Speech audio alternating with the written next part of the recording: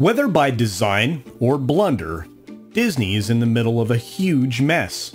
I would say that they created most of it themselves, or at least Bob Chapek did, when he decided to bend the knee. Now, we can talk about why he bent the knee, or why we speculate he may have bent the knee, but that isn't even the point.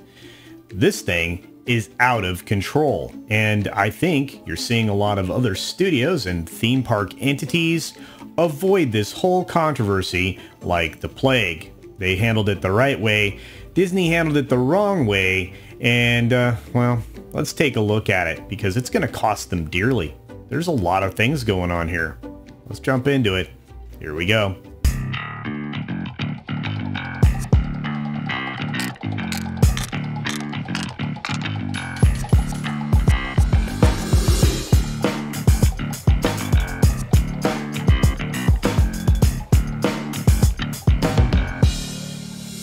Now, the title of this video is probably a little clickbaity, right? It has to be. First of all, I need to get your attention. Second, this is a big issue, and it's bigger than you could, probably get all together in a 5-minute video. So this one's going to be a little longer, and there's a lot to cover. So let's get started.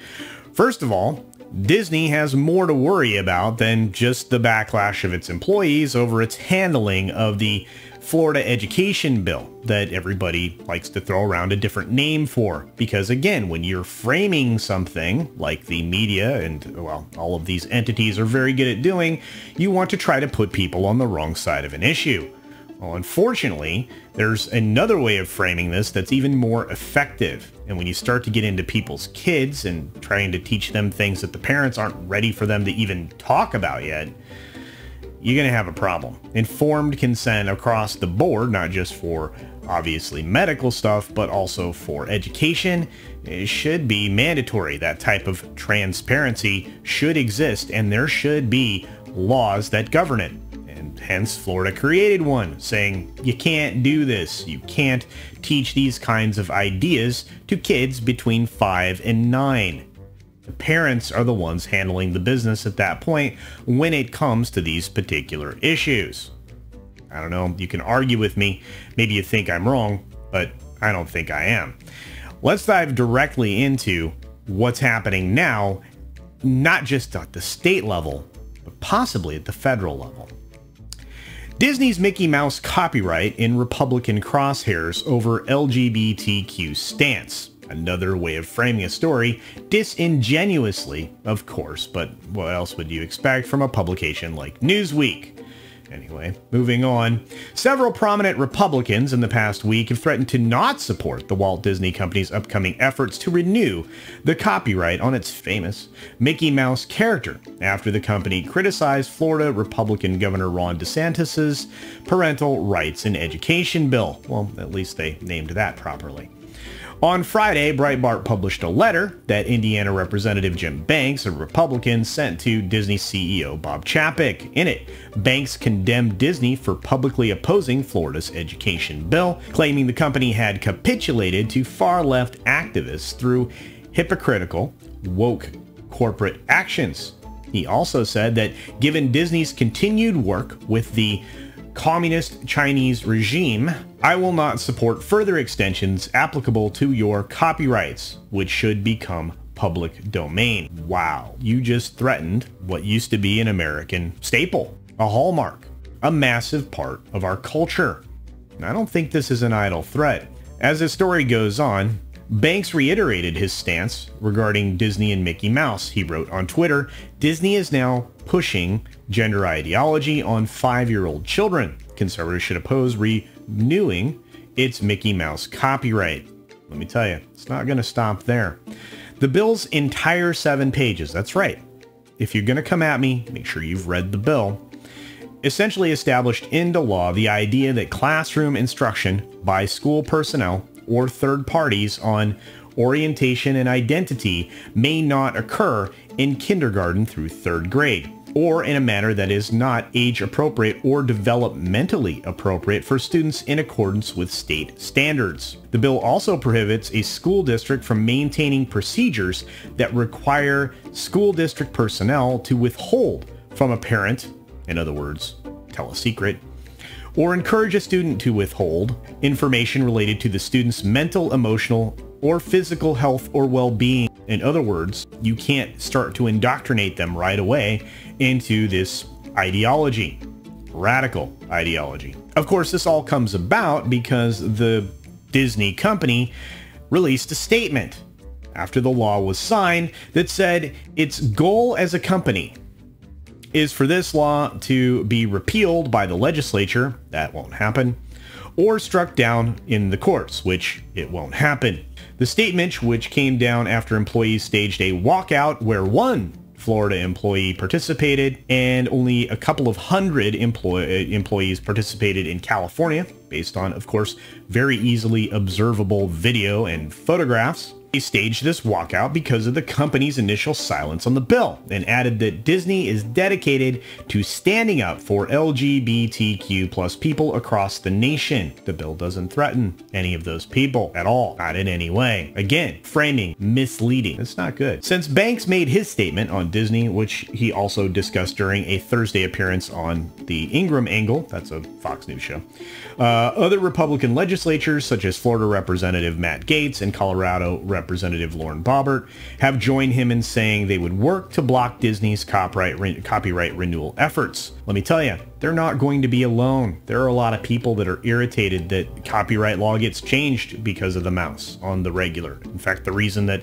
it got extended the last time was because of Mickey. And you know what? I was on board with that happening. I continue to be on board with people being able to control their copyrights. But in this particular circumstance or situation, maybe, just like everything else, all good things come to an end. During his appearance on the Ingram show, Banks said Congress had previously extended Disney's copyrights due to the company's lobbying. However, he said Disney could lose its next copyright renewal bid should Republicans take the majority in the House of Representatives after the 2022 midterm elections, which would be absolutely disastrous for Disney. This is not the time to decide to quibble over political money. Now, why do I start talking about the money aspect of things? Well, first of all, how does Disney make its money? Well, Disney's parks, products, and experiences generates most of its profits. Not revenue, profits. That's where it basically makes its most money from.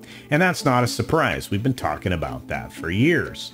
If you look across the board, parks, products, and experiences are basically 33% of revenue and is 62% of operating income. Wow. And those numbers are from basically the 2022, or I should say the end of 2021 breakdown into 2022. In early February of 2022, Disney announced the financial results for the first quarter of its fiscal 2022 year. The 3-month period that ended January 1, 2022, the company posted net income of $1.2 billion, which was up 64 times its net income of a year ago. Operating income rose 144.6% to $3.3 billion in fiscal Q1. While some of that may not make sense, just understand the theme parks is their cash cow, but they still make a great deal of money from direct-to-consumer linear networks and, of course, content sales directly.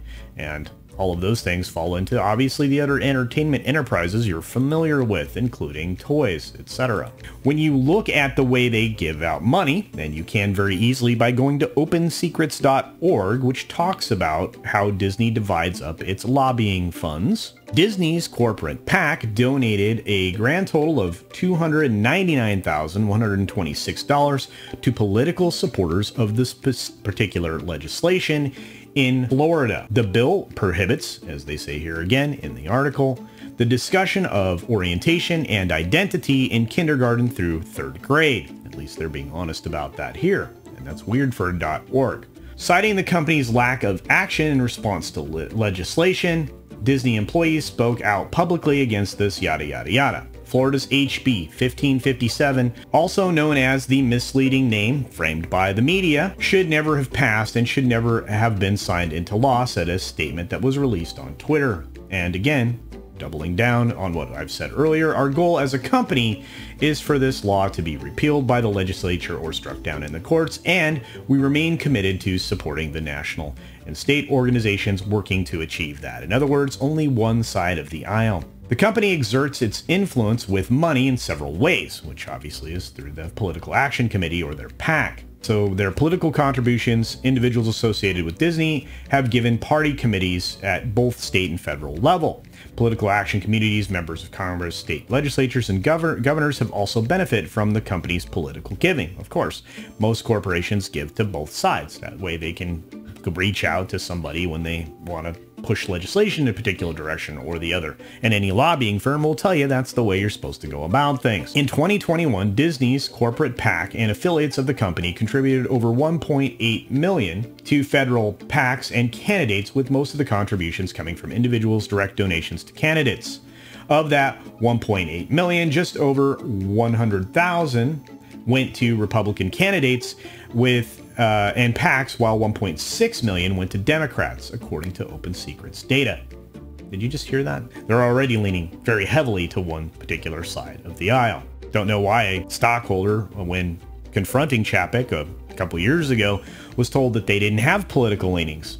That's a public statement. You should be held accountable for that. It's a shareholders meeting. Anyway, the Republican National Committee received $14,000 from Disney affiliates, making it the only conservative or Republican political committee at the federal level to get over $10,000 from Disney. Senator Ted Cruz was the biggest recipient of Disney affiliate contributions among Republican candidates at the federal level, which was about $6,000. Again, OpenSecrets.org, great place to look for this kind of information. They do a very good job indeed.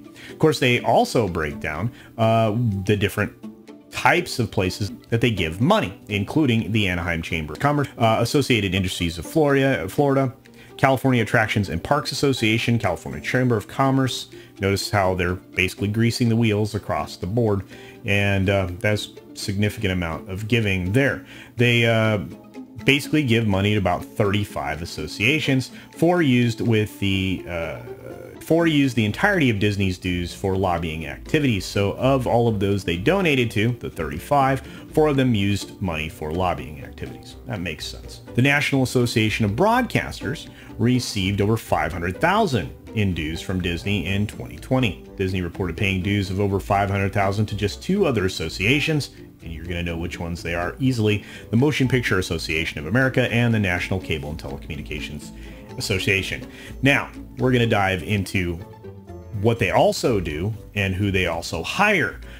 Just now, Disney named Christina Shaikey, veteran of Barack Obama's administration and Hillary Clinton's recent campaign, as their lead spokesperson. They also, of course, named a new person to their lobbying efforts just a few months ago.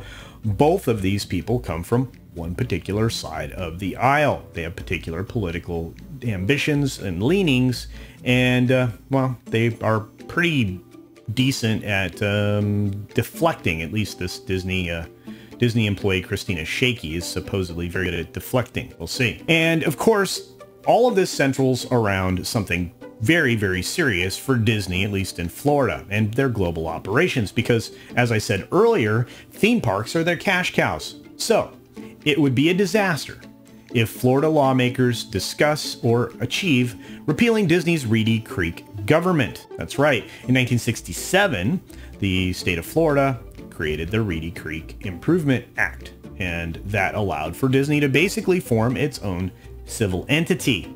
We'll get going on this. Republican lawmaker tweeted about repealing Reedy Creek Act after company denounced the Florida education bill. So, the Reedy Creek Improvement District, created by state lawmakers in 1967, acts as Walt Disney World's own government, with 2 cities and land in Orange and Osceola counties. In effect, they are their own city out there. They can zone the way they want, they can do things the way that they want, they can even build a nuclear power plant if they want. And that's from a News 6 political analyst, Jim Clark. So that's his words, not mine, hence the quotes. Those rights are now being discussed among some Florida lawmakers who are thinking about repealing the Reedy Creek Improvement Act of 1967. And you know what? Governor Desantis probably would go along with it. And believe me, this threat is real. This is an existential issue for Disney. And if you're a stockholder, you should be paying attention, because this would be bad news for profits, all because of the statements being made by the company based on some political ideology that doesn't belong there. I think that this is a feud that is escalating into a war between Florida Republicans and the Disney Corporation, which is the largest single-site employer in Florida, Clark said. The apparent feud started after Governor Desantis signed into law the Parental Rights in Education Bill, which is what it's called, colloquially known as "I'm not going to give that any air." The law, which has been the subject of controversy, sparking protests around Walt Disney World. One person. After the company did not initially publicly condemn it, bans discussions on identity in Florida classrooms in kindergarten through 3rd grade and requires such conversations to be age appropriate in successive grades, though the law does not define age appropriate. Well, it doesn't need to. It's going to be, don't teach this. Let the parents do it, which is the way it's supposed to be. For the company to come out and put a statement and say that the bill should not have never passed and that they're going to actively work to repeal it, I think it, one, was fundamentally dishonest, but two, I think that crossed the line, Desantis said Tuesday.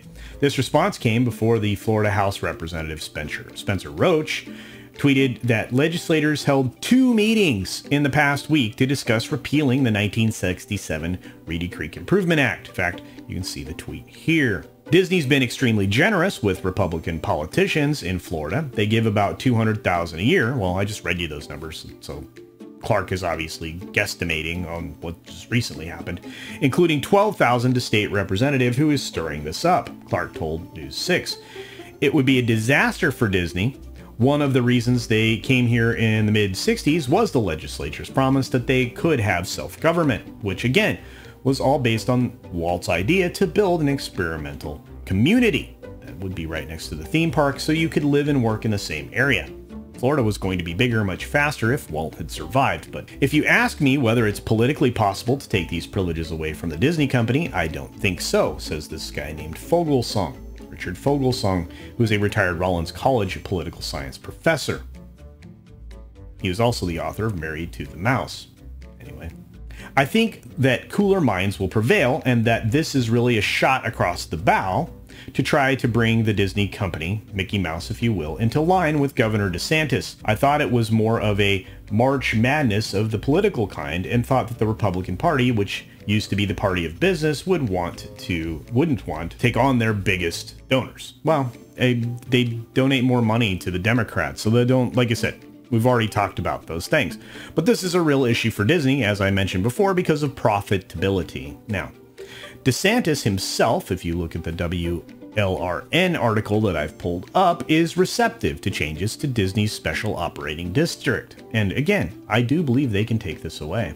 Governor Desantis says he would look favorably on any legislation that might curb some of the benefits now enjoyed by Disney World within Reedy Creek Improvement District. Disney lobbied for that creation, yada yada. I was shocked to see some of the stuff that's in there, said Desantis during a Friday news conference in Titusville. They can do their own nuclear plant. Is there any other private company in the state that can just build a nuclear power plant? They are able to do certain things that nobody else is able to do. Florida House Representative Spencer Roach, yada yada, we talked about the tweet. I think they're right to be looking at this and reevaluating it, said Desantis. And I think I've said I would be receptive to that. Having an even playing field with everybody, I think, is much better than basically allowing one company to be the law unto itself. And I don't disagree. But I find it strange that nobody else is weighing in on this. In fact, from Deadline, from an article on April 6th, the Walt Disney Company initially took heat for not taking a public position on the Florida bill, and now they're under fire for doing just that. Well, of course, from the majority of Americans who are tired of watching this tiny little fractional minority drag everything around by the nose. Other studios, though, this is what we're talking about, other studios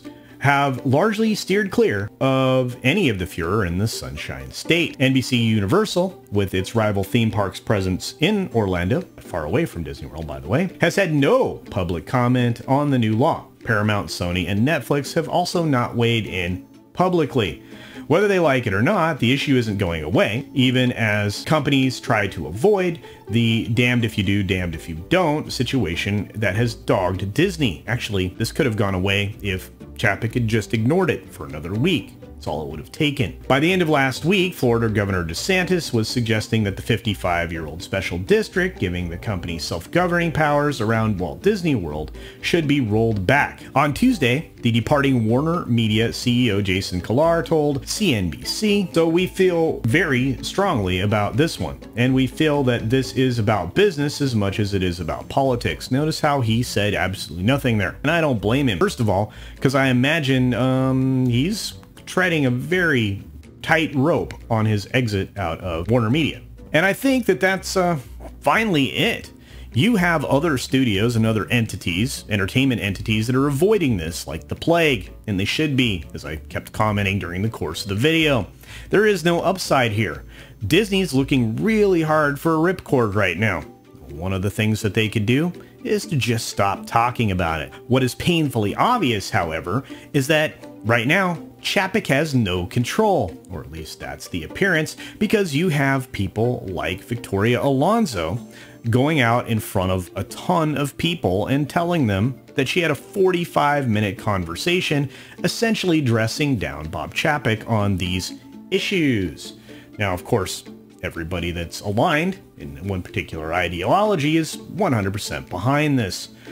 This bill is pretty much as toxic as you would want it to be. It also has launched a national debate, and there are many other states that are crafting similar legislation that will likely pass because, believe it or not, people don't want to be affiliated with trying to influence young children in a way that could be considered grooming. And right, that word is going to be something you're going to continue to hear, just maybe not as much on my channel. But let me tell you, the definition of grooming is out there, and any of the stuff that's being done in public schools that this particular bill and many others like it will try to stop is basically preventing grooming, which makes a lot of sense. It also creates a situation where you're telling people that there are penalties for teaching kids something that you have no right to teach them. You cannot tell them to be quiet about anything because that removes all transparency, and it is one of the things that actually aligns with the definition of the thing that I'm trying not to say again for a fourth time. To be clear, Disney needs to find a way to get out of this fast because there's no money in it. This is a financial loser in a big way. And if they're put on the opposite side of being for America and for innocence and patriotism and, of course, for kids, they cannot be depicted as being for something that is like this. So we'll have to see at the end of the day how this works out. And I don't think it's going to go well. I think you're going to start to see Disney's power erode based on one just stupid thing: legislation to protect children. Anyway, all I want to know is what you think. Feel free to use the comment section down below. I would love to know if you think that, you know, maybe the clickbaity title was worth it. Did you actually enjoy any of the information that you were provided? Are you furious at Disney? Are you a little skeptical about what's happening at other studios?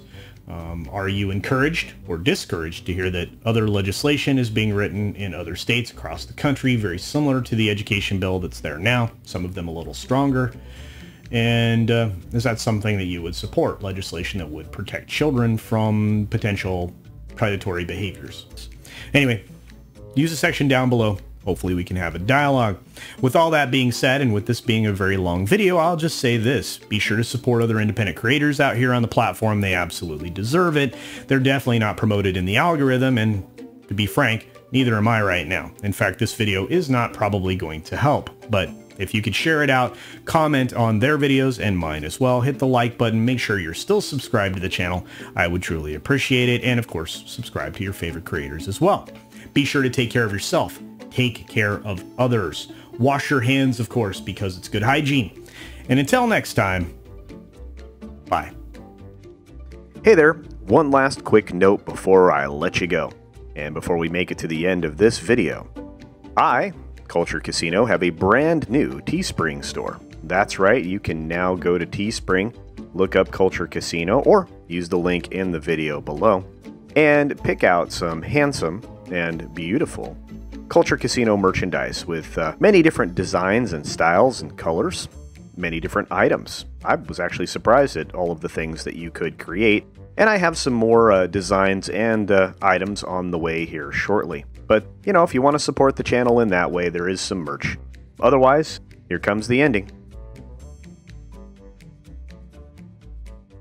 Thanks for visiting today.